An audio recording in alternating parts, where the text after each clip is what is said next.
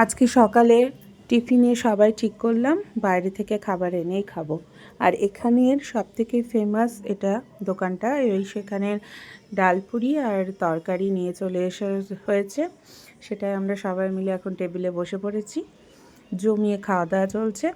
এরপরে রান্নাবান্না হবে, কি রান্না হবে সেটা পরে দেখাবো তোমাদেরকে।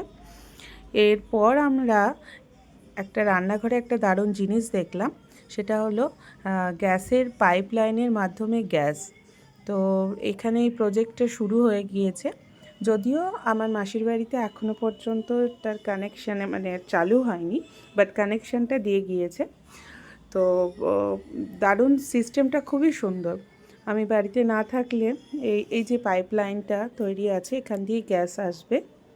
এই দেখো এখানে পাইপটা কানেক্ট করতে হবে, এখনও পর্যন্ত লাইন আসেনি। আর এটা হলো একটা মিটার, এখানে তোমার কতটা গ্যাস তুমি পোড়াচ্ছ সেই পরিমাণটা তুমি এখানে তারা এসে দেখিয়ে দেবে। আর 2 মাস অন্তর অন্তর বিল যা হবে সেটা তোমাকে পে করতে হবে। সিস্টেমটা খুব সুন্দর, সিলিন্ডারের ঝামেলাটা থাকবে না, বেশ ভালোই লাগলো দেখে।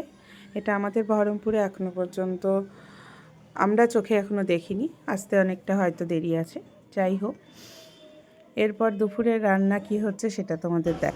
আজকে দুপুরে এখানে এখন মাছ ভাজা চলছে, এটা দুপুরের মেনু।